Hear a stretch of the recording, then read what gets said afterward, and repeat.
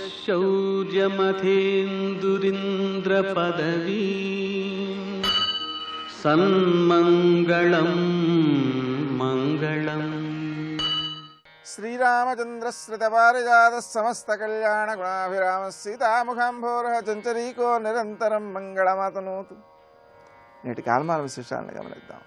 స్వస్తి శ్రీ చాంద్రమాన మన్మథనామ సంవత్సరం, దక్షిణాయనం శరదృతువు, కార్తీక మాసం శుక్లపక్షం బుధవారం, సూర్యోదయం 6:30 సూర్యాస్తమయం 5:35. తిథి చతుర్దశి ఉదయం 7:09 వరకు, తరువాత పూర్ణిమ తెల్లవారుజామున 4:14 వరకు, నక్షత్రం భరణి ఉదయం 7:37 వరకు, తరువాత కృత్తిక తెల్లవారుజామున 5:26 వరకు, వర్జం రాత్రి 6:32 నుంచి 7:59 వరకు, దుర్ముహూర్తం ఉదయం 11:40 నుంచి మధ్యాహ్నం 12:25 వరకు, అమృతకాలం రాత్రి 3:15 నుంచి 4:42 వరకు, రాహుకాలం బుధవారం కాబట్టి మధ్యాహ్నం 12 నుంచి 1:30 వరకు, అష్టకౌర్గ రీత్యా శుభప్రదమైన సమయం ఉదయం 7 గంటలకి. నేటి విశేషం కార్తీక పూర్ణిమ. ఈ కార్తీక పూర్ణిమ సందర్భంగా చాలా విశేషాలు ఉన్నాయి. సముద్ర స్నానం చేసేటువంటి వారు ఈ 7:09 తర్వాత పూర్ణిమ వస్తుంది కాబట్టి ఆ సమయంలో చేయాల్సి ఉంటుంది. కార్తీక పూర్ణిమ సందర్భంగా జ్వాలాతోరణం అనేటువంటి దాన్ని ఏర్పాటు చేస్తూ ఉంటారు. జ్వాలాతోరణం అంటే కొత్తగా ఏ గడ్డి అయితే ఉంటుందో ఆ గడ్డిని ఆలయంలో ఒక వెంటిగా పేని దాని మధ్యలో అంటించి ఆ మంట మండుతుండగానే క్రింది నుంచి ఆ దేవుని 3 పర్యాయములు మేనాలో తీసుకువెడతారు. ఆ దేవుని వెనకాలనే ఈ జనాలందరూ కూడా ఆ గడ్డి కింద నుంచి దూరుతారు. అదంతా అయిపోయిన తర్వాత ఆ గడ్డి మధ్యలో అంటుకోవడం వలన 2గా బయటకు వచ్చేస్తుంది, అంటే తెగిపోతుంది అనమాట. అలా వచ్చిన తర్వాత మిగిలిన గడ్డి ఉంటుంది కదా, ఆ గడ్డిని రైతులు కొంచెం కొంచెమైనా దక్కించుకోవడానికి ప్రయత్నం చేస్తారు. అలా సంపాదించినటువంటి గడ్డిని ఆవులకు వేసినట్లయితే ఆవులకు ఆరోగ్యవంతమైనటువంటి జీవనం లభిస్తుందని, సంవత్సరం అంతా ఆరోగ్యంగా ఉంటాయని వారు పరిపూర్ణమైన విశ్వాసంతో భక్తి శ్రద్ధలతో ఆ కార్యాన్ని ఆచరిస్తారు. ఇక కార్తీక మాస పూర్ణిమ సందర్భంగా ధాత్రీ పూజ అంటే ఉసిరి చెట్టును పూజ చేయడం, అలాగే తులసి చెట్టును పూజ చేయడం ఈరోజు కార్యక్రమాల్లో ముఖ్య కార్యక్రమాలు అవుతూ ఉంటాయి. అదేవిధంగా వృషోత్సర్జనం అంటే ఆంబోతును విడిచిపెట్టడం. ఆంబోతును విడిచిపెట్టడం ద్వారా పితృదేవతలకు సంపూర్ణమైన తృప్తి కలుగుతుంది అని మనం భావిస్తూ ఉంటాం. నేటి ఆణిమత్యాలు.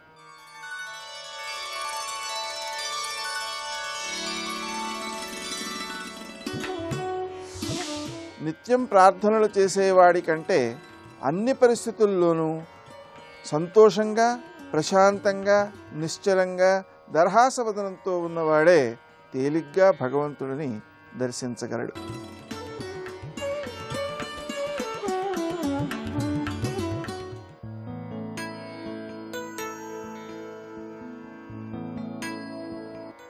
ఏ విషయంలోనైనా మనిషి విధించుకునే పరిమితులు మనసులోంచి పుట్టేవే. వాటిని దాటితే మితిలేని ఆత్మతత్వపు తీరాన్ని చేరడం సాధ్యమవుతుంది.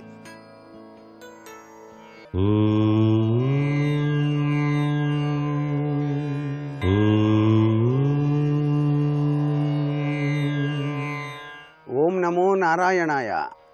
శ్రీ కార్తీక దామోదరాయ నమః. శివకేశవులకు ప్రీతివంతమైనటువంటి ఈ కార్తీక మాసంలో అత్యంత విశిష్టతను కలిగినటువంటి సుదినం కార్తీక పూర్ణిమ. చంద్రుడు మనఃకారకుడు. సాక్షాత్తు పరమేశ్వరుని తలపై జటాజూటం పైన ఆయన అలంకారప్రాయంగా ఉంటాడు. ఆ స్వామివారి యొక్క 3వ కన్ను కూడాను చంద్రాకృతిలోనే ఉంటుంది. ఈ పూర్ణిమ తిథి నాడే మహిళలందరూ కూడాను చక్కటి పూర్ణిమ నోమును కూడా నోముకుంటారు. అలా నోముకున్నట్లయితే సౌభాగ్య సిద్ధి, సంతాన ప్రాప్తి కలిగి తీరుతాయి అని చెప్పేసి శాస్త్రం. దేవదానవులు సముద్రాన్ని మధించినప్పుడు విశిష్టవంతమైనటువంటి వస్తువులతో పాటుగా అలాహలం కూడా ఉద్భవించిన సమయంలో పార్వతీదేవి తన మంగళసూత్రంపై నమ్మకంతో శివుని చూస్తూ క్రీకంఠతో ఆ అలాహలాన్ని స్వీకరించమని ప్రార్థించింది. శివుడు అలాహలాన్ని స్వీకరించి అందరినీ కూడాను రక్షించినటువంటి ఆ శుభతరుణంలో పార్వతీదేవి యొక్క లక్షణాన్ని తలుచుకుంటూ ఈ కార్తీక పూర్ణిమ నాడు చక్కగా ప్రతి దేవాలయ ప్రాంగణంలో కూడా ముంగిట భాగాన గడ్డిని చుట్టి ఆ గడ్డిని తగులబెడతారు, మంట వస్తుంది. ఇలా ఎవరైతే ఈ జ్వాలా తోరణోత్సవాన్ని దర్శించడానికి వెళ్తారో వారికి పార్వతీదేవి యొక్క దివ్యవంతమైన అనుగ్రహ కటాక్ష వీక్షణాలు వచ్చి తీరతాయని శాస్త్రం. అంతేకాకుండా కార్తీక పూర్ణిమ నాడు సముద్ర స్నానం చేయటం సర్వవిధ శ్రేయోదాయకమైన పుణ్యఫలప్రదాన్ని ప్రసాదిస్తుంది. ఇంత గొప్ప విశేషవంతమైనటువంటి ఈ కార్తీక పూర్ణిమను ఆశుతోషుని ఆ యొక్క విష్ణుమూర్తిని ధ్యానం చేస్తూ జీవితాన్ని సద్వినియోగం చేసుకుందామా? మరి సర్వే జనా సుఖినో భవంతు.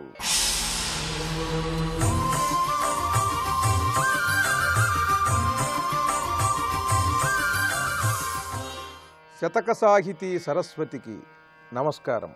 ఈ రోజు నుండి పండిత కవులు, సంగీత విద్వాంసులు శ్రీ చాగంటి సుందర శివరావు గారు రచించిన శంకర శతకంలోని కొన్ని పద్యాలను గురించి తెలుసుకుందాం. శ్రీ చాగంటి సుందర శివరావు గారు ఈనాటి సుప్రసిద్ధ పౌరాణికులు బ్రహ్మశ్రీ చాగంటి కోటేశ్వరరావు గారి తండ్రి గారు. చాగంటి సుందర శివరావు గారు పశ్చిమ గోదావరి జిల్లాలోని జూలిపూడి, కొప్పాక గ్రామాలలో ప్రధానోపాధ్యాయులుగా పనిచేసి ఎన్నో వేల మంది శిష్యులకు అధ్యాపకులుగా మార్గదర్శకత్వాన్ని వహించారు. వీరు శివభక్తితో ఆ పరమేశ్వరుడు ఎదురుగా ఉన్నట్లుగా భావిస్తూ చాలా సులభంగా, మధురంగా ఈ పద్యరచన చేశారు. ఈ పద్యాలన్నీ కూడా పరమేశ్వరుడు ఎదురుగా ఉంటే ఆయనతో మాట్లాడుతున్నట్లుగా ఉంటాయి. చేసితి పుణ్యమో అఘమో చెప్పనశక్యమదెంతవారికిన్ చేసినదెల్ల పాపమని చిత్తమునందు తలంచి వేడెదన్ వాసిగా వారణాసిపురవాస భవత్కృపచూపి నన్ను నీ దాసులలోన చేర్చుమిక తప్పదు జాడ్యములేల శంకరా. ఓ పరమేశ్వర, నాకు ఇది కావాలి, అది కావాలి అని చిన్ని చిన్ని వస్తువుల కోసం, చిన్ని చిన్ని అంశముల కోసం మానవుడు తపిస్తూ ఉంటాడు. జాడ్యములేల శంకరా. ఈ ప్రపంచంలో కనిపించినవి, వినిపించినవి ఆకర్షించి అన్నీ కావాలనిపిస్తాయి. అవన్నీ కావాలనిపిస్తే మనం తెలుసుకుని ఏది కావాలో, ఏది అవసరమో దానికోసం మాత్రమే ప్రయత్నించాలి. అన్నిటినీ పొందేందుకు ప్రయత్నించడం అనేది పెద్ద పిచ్చి అని గ్రహించటమే జ్ఞాని లక్షణం. అలా ఒక జ్ఞానిగా, శివభక్తునిగా ఆ పరమేశ్వరునితో తన యొక్క భావాలను తెలియజేస్తున్నారు. ఓ స్వామి, చేసితి పుణ్యమో అఘమో చెప్ప అశక్యమదెంత వారికి. నేను పుణ్యాలే చేశాను, అన్నీ మంచి పనులే చేశాను జీవితంలో అని చెప్పగలిగిన వాడు ఎవడుంటాడు? అలాగే నేను చేసినవన్నీ తప్పులే అని చెప్పేటువంటి ఆసాహసము చేయలేరు. అందరూ మన గురించి ఏమనుకుంటారో అనే భావం ఉంటుంది. వీరేమంటున్నారంటే, ఎవడికైనా నేను పుణ్యం చేశాను లేదా నేను పాపం చేశాను అని తేల్చి చెప్పటం ఎవడికి కూడా సాధ్యం కాదయ్యా. నేను పుణ్యమే చేశాను అంటే అహంకరించినట్టు అవుతుంది, కొంత ఆత్మవంచన చేసుకున్నట్టు కూడా అవుతుంది. అలా కాదు, పాపమే చేశాను అంటే వినేవాళ్ళందరికీ మన గురించి మరో రకంగా అనిపిస్తుంది.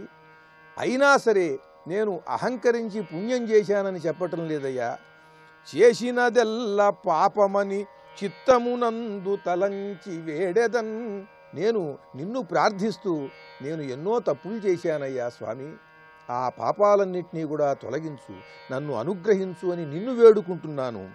వాసిగా వారణాసిపురవాస, కాశీ అని ఆ ఒక్క పదాన్ని స్మరిస్తేనే చాలు సకల పాపాలు తొలగుతాయంటారు కదా.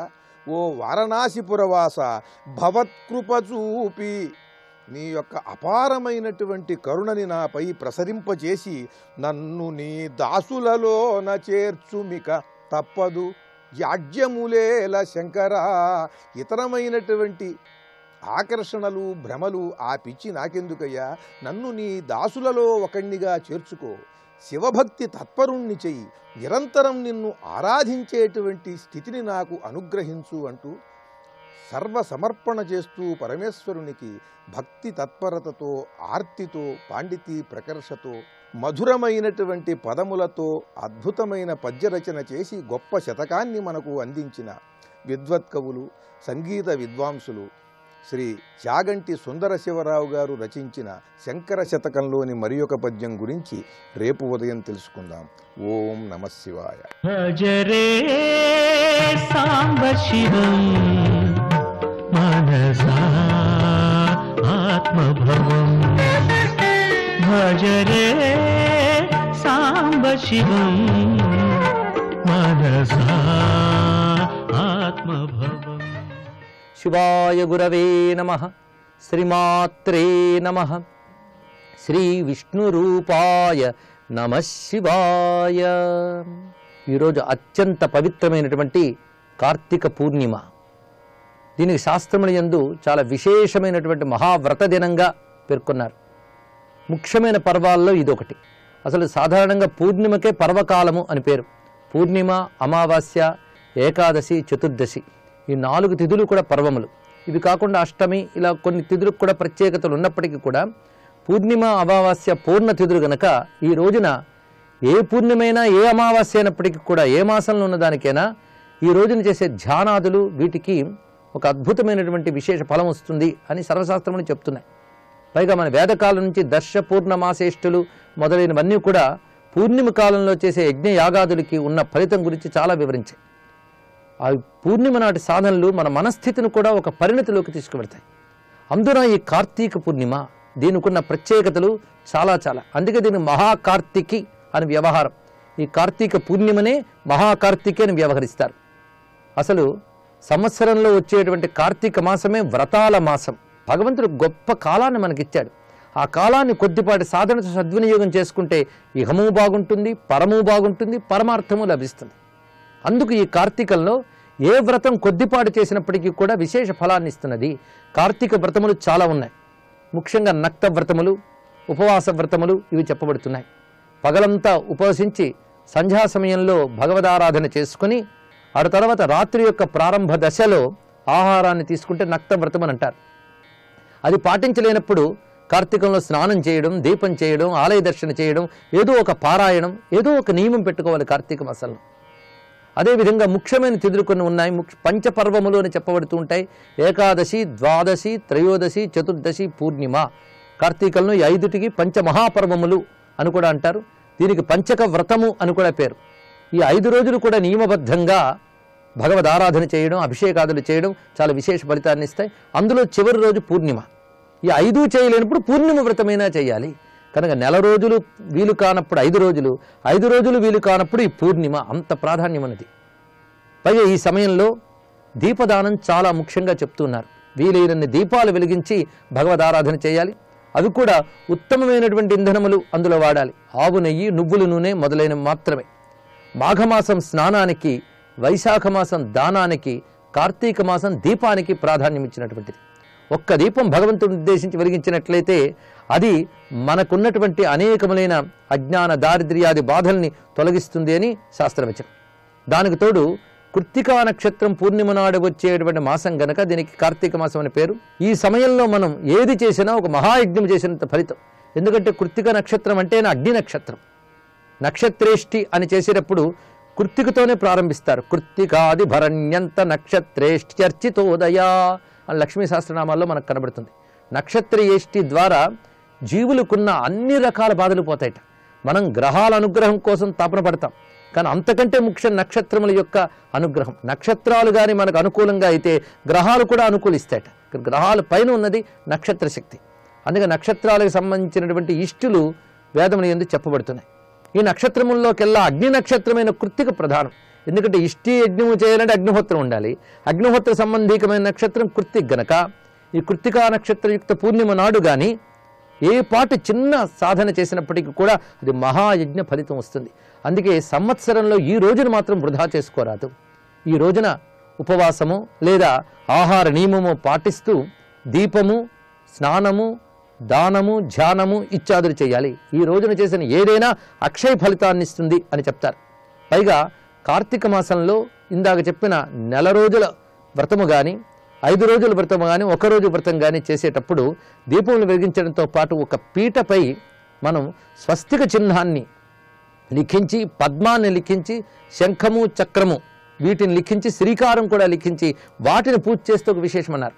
స్వస్తిక చిహ్నమే శుభాన్ని, లాభాన్ని ప్రసాదిస్తూ ఉంటుంది అని చెప్తారు.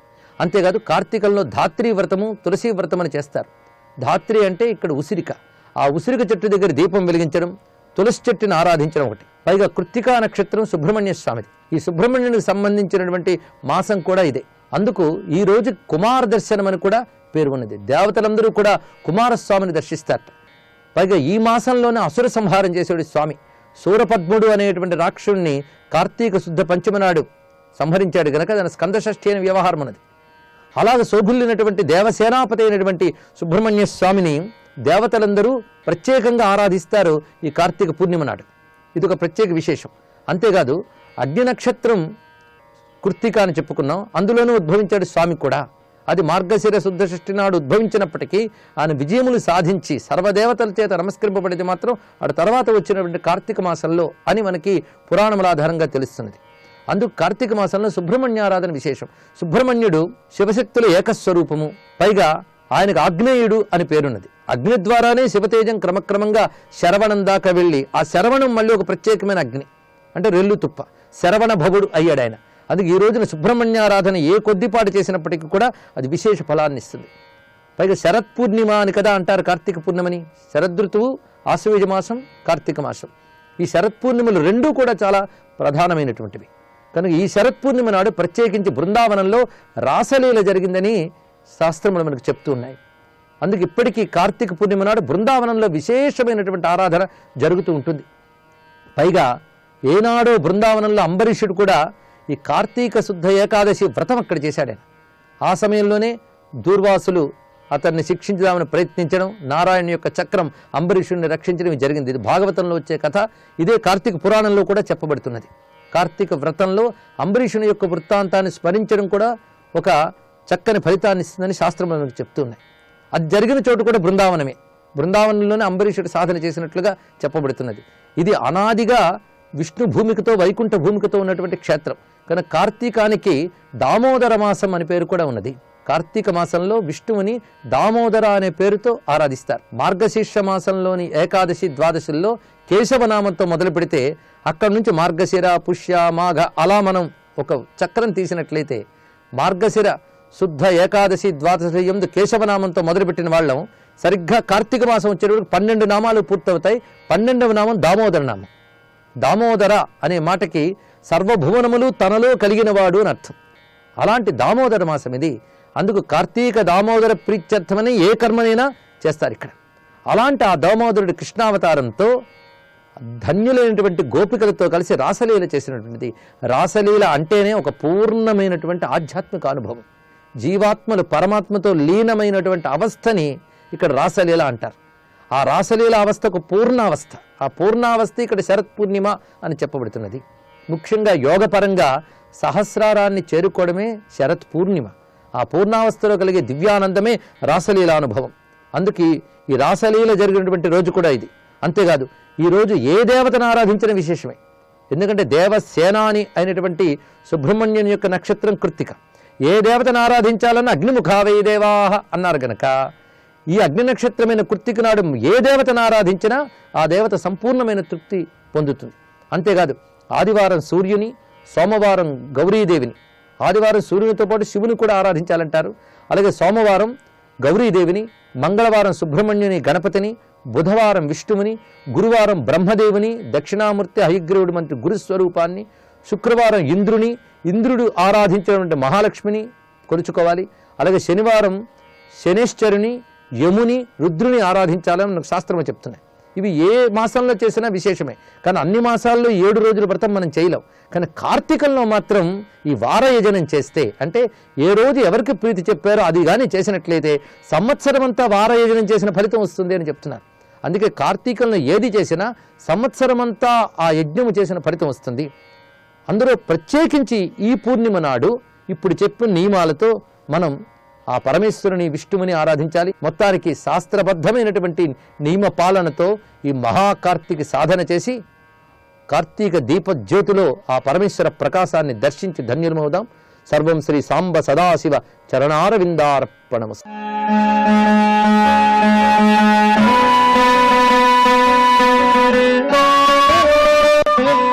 పవిత్ర దేవాలయాలకు, ఆధ్యాత్మిక నిలయాలకు పుట్టినిల్లు ఆంధ్రప్రదేశ్. భారతదేశ సంస్కృతి చరిత్రలో ఓ విశేష స్థానాన్ని కలిగి ఉన్న ఈ రాష్ట్రంలో దట్టమైన నల్లమల అడవుల మధ్య ఉంది సుప్రసిద్ధ క్షేత్రం శ్రీశైలం. సాక్షాత్తు కలియుగ కైలాసంగా పేర్గాంచిన ఈ క్షేత్రంలో వెలిసిన భ్రమరాంబ మల్లికార్జున స్వామి ఆలయ విశేషాలేమిటో మనం ఇప్పుడు తెలుసుకుందాం.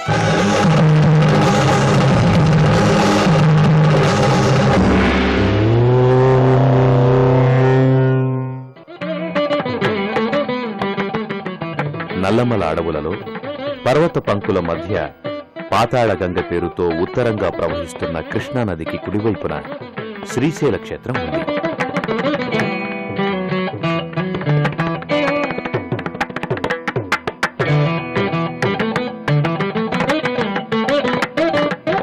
భూలోక కైలాసంగా కీర్తింపబడుతున్న శ్రీశైల క్షేత్రం 1వ శతాబ్ద కాలం నుంచి నిత్య నీరాజనాలు అందుకుంటుందని చారిత్రక ఆధారాల ద్వారా తెలుస్తోంది. మల్లికార్జున స్వామి ఆలయ ప్రాకారం సుమారు 2,79,300 చదరపు అడుగుల వైశాల్యంలో ఉంది. ఆలయ ప్రాంగణమంతా అత్యంత నైపుణ్యంతో చెక్కిన శిల్పకళలతో కనువిందు చేసే 4 గోపురాలు 4 దిక్కుల్లో ఉన్నాయి. తూర్పు గోపురాన్ని శ్రీకృష్ణదేవరాయలు, ఉత్తరం గోపురాన్ని ఛత్రపతి శివాజీ నిర్మించారు. మల్లికార్జున స్వామి ఆలయ ప్రధాన ద్వారం సుమారు 30 అడుగుల ఎత్తులో ఉంది. ఈ ద్వారానికున్న వెండి తలుపుల మీద నటరాజస్వామి వివిధ రూపాలను పొందుపరిచారు. ప్రధాన ద్వారం నుంచి ముందుకు రాగానే మనకు మొదటగా కనిపించేది ఆలయ ధ్వజస్తంభం. మల్లికార్జున స్వామిని దర్శించుకునే భక్తులంతా ముందుగా ధ్వజస్తంభం దర్శనం చేసుకుని స్వామి లింగ దర్శనం కోసం వరుసలో నిలబడతారు. సమైక్యతకు నిదర్శనంలా కులమతాలకు అతీతంగా కనిపించే ఈ ప్రాంగణమంతా మహాదేవుని నామస్మరణతో మారుమోగుతుంది. తమతో తెచ్చుకున్న పూజా ద్రవ్యాలతో స్వామి దర్శనానికి వచ్చే భక్తులకు ముందుగా నందీశ్వరుడు దర్శనమిస్తాడు.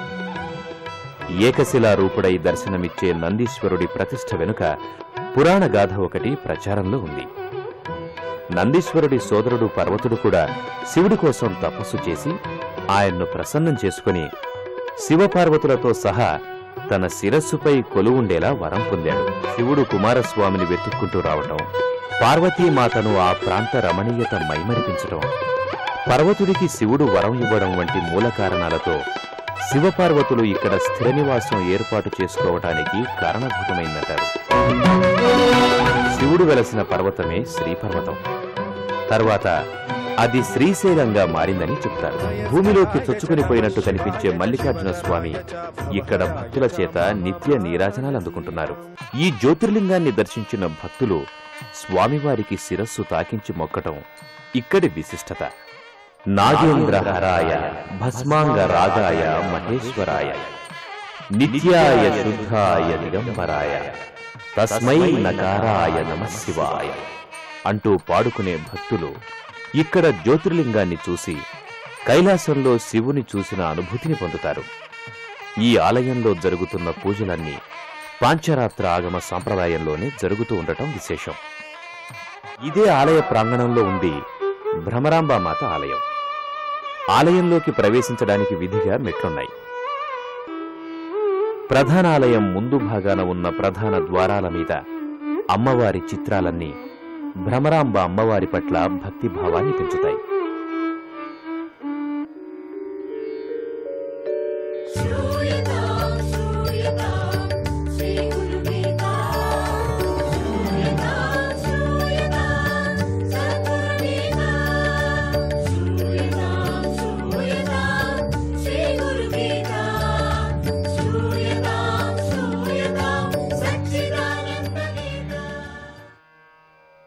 శ్రీ గురుదత్త. గురోరతి గురు భక్తి విశిష్యతే. గురువు కంటే ఆయన ఎడలగల భక్తి విశేషమైంది. ఆయన మీద ఉండేటువంటి భక్తి చాలా విశేషమైంది. గురువు కన్నా ఆయన మీద ఉండేటువంటి విశేషమైనటువంటిది భక్తి. విద్యాభ్యాస విధానం ఒక్కొక్క యుగంలో ఒక్కొక్క తీరుగా ఉంటుంది. శిష్యుని శ్రద్ధ, అతని పూర్వకర్మ, తల్లిదండ్రులు పెంచిన విధానం, పరిసరాల వీటిని బట్టి శిష్యుడు విద్యాగ్రహణం చేస్తాడు. కానీ వీటన్నిటికంటే ముఖ్యమైన గురుభక్తి మాత్రం అందరికీ కావాలి. అది సాధించలేనిది లేదు కదా. గురుభక్తి గురువు కంటే శక్తివంతమైనది. దానికి ఏకలవ్యుడే సాక్ష్యం. కౌరవ పాండవులకు ద్రోణాచార్యుడు గురువు కదా. వాళ్లకు విలువిద్య నేర్పాడు. ఆ పరిసరాల్లోని అడవిలో నివసించే ఎరుకల రాజు కుమారుడైనటువంటి ఏకలవ్యుడికి కూడా విలువిద్య నేర్చుకోవాలని ఎంతో ఆశ ఉంది. చాలా ఆశ ఉండేది. ద్రోణాచార్యుల వారు వాని గురించి బాగా తెలుసు. ద్రోణాచార్యుల గురించి వీడికి బాగా తెలుసు. ఎట్లన్నా కానీ ఆయన్ని ఆశ్రయించి విలువిద్య నేర్చుకోవచ్చని కొండంత ఆశతో ద్రోణుని వద్దకు వెళ్లారు. అయ్యా, నాకు కూడా విలువిద్య నేర్పండి అని ఏకలవ్యుడు ప్రార్థించాడు. ద్రోణాచార్యుడు అతన్ని చూసి, నీవు అడవిరాజు యొక్క కుమారుడివి. నువ్వు నీ వృత్తి హింస చేయటం కదా. విలువిద్య నేర్పితే ప్రాణులను చంపుతావు. ఈ విద్య క్షత్రియులకు మాత్రమే నీ పరిమితం. నీకెందుకు నేర్పాలా నేను? నువ్వు అసలు ఈ విద్యతో ప్రాణులంతా చంపి తింటావు. అందుకని నీకు ఈ విద్య నేర్పించడం వీల్లేదు అని, కుదరదు అనేశాడు. అప్పుడు ఈ విద్య రాజపుత్రులకే అని ద్రోణుడు ఎందుకన్నాడంటే, ఇక భవిష్యత్తులో ఏమి జరగబోతున్నదో ద్రోణునికి అంతా బాగా తెలుసు. ఏకలవ్యుడు ఈ విద్యను ఎలాగైనా నేర్చుకోవాలని నిర్ణయించుకున్నాడు. ఒకసారి ద్రోణాచార్యుని ముఖాన్ని సావధానంగా చూశాడు. తన ఇంటికి తిరిగి వెళ్ళాడు. ద్రోణాచార్యుని బొమ్మను మట్టితో తయారు చేశాడు. ఆ బొమ్మను ఎదుట పెట్టుకొని ఆయనే తనకు బోధ చేస్తున్నట్లు భావన చేస్తూ ఏకాగ్రతతో విలువిద్య నేర్చుకున్నాడు ఏకలవ్యుడు. ఆ విద్యతో మంచి నైపుణ్యం సంపాదించాడు. రాజకుమారుల కంటే ఎక్కువగా నేర్చుకున్నాడు. ఒకసారి ద్రోణుడు రాజకుమారుల అస్త్ర విద్యా పాండిత్యాన్ని పరీక్షిద్దామని, వాళ్ళని పరీక్ష చేయాలని చెప్పేసి వాళ్ళని అందరినీ అడవికి తీసుకువచ్చాడు. ఒక చెట్టు మీద పక్షిని చూపించి దాని కన్నును గురి చూసి బాణంతో కొట్టమని ద్రోణుడు చెప్పాడు. ఒక్కొక్కరు దానికి సిద్ధపడ్డారు. అందరూ కూడా ఇంతే కదా, ఇంత చిన్న పనే కదా అని. గురి చూసి బాణం వదిలే ముందు స్వామి అడుగుతున్నాడు, గురువుగారు నీకిప్పుడు ఏమి కనపడుతుంది అని ద్రోణుడు అడిగాడు. దానికి వాళ్ళు ఒక్కొక్కరు ఒక విధంగా చెట్టు, కొమ్మలు, ఆకులు, పక్షితల అంటూ రకరకాలుగా సమాధానం చెప్పారు. అర్జునుడు మాత్రం పక్షి కన్ను మాత్రమే కనబడుతుందని అన్నాడు. అర్జునుడి ఏకాగ్రత అంతటిది అని తెలుస్తుంది. ద్రోణాచార్యుడు అర్జునుతో, అర్జున, విలువిద్యలో నిన్ను మించిన వారు లేనట్లుగా నీకు విలువిద్య నేర్పుతాను అని ఒకప్పుడు వాగ్దానం చేశాను కదా. సరిగ్గా ఇదే సందర్భంలో వారి దగ్గరే ఉన్నటువంటి వేట కుక్క మురిగింది. అంతలో ఏ మూల నుండో ఒక బాణం వచ్చి దానికి తగిలింది. ఆ బాణాన్ని శబ్దవేధి విద్యతో ఎవరో ప్రయోగించారని తెలిసింది. అట్లా చెబుతూ ఉన్నప్పుడే అట్లా బాణం వచ్చింది. ఆ కుక్క శబ్దం చేసినటువంటి సరిగా దాని నోటికే వచ్చే బాణం పడింది. జయ గురుదత్త.